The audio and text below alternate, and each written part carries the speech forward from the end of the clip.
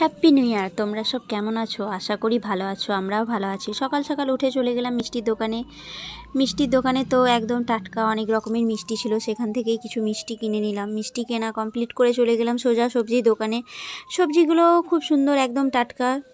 সেখানেই সবজিগুলো কেনা কমপ্লিট করে চলে গেলাম একটু কসমেটিকের দোকানে। সেখানে কিছু নেওয়ার ছিল শীতের, আমার সেটাই নেওয়া কমপ্লিট করে সেখানেই ছিল একটা মন্দির, সেই মন্দিরে একটু প্রণাম করে নিয়ে সেখানে আর দেরি করলাম না, সোজা টোটো ধরে চলে এলাম বাড়িতে এসেছিল গরম গরম চা, আলুর দম আর লুচি, সেটাই খাওয়া কমপ্লিট করে সবজিগুলো নিয়ে চলে গেলাম রোদে সবজিগুলো কাটা কমপ্লিট করে চলে গেলাম সোজা রান্নাঘরে। রান্না কমপ্লিট হয়ে যাওয়ার পর আমার মেয়েকে খাইয়ে নিলাম।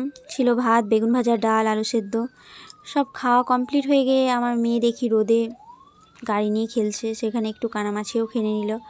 খেলা হয়ে গেলে বলে যে মা আমাকে ফলগুলো কেটে দাও। আমাকে আবার লেবুটা দেখাচ্ছে যে মা দেখো লেবুটা কত বড়।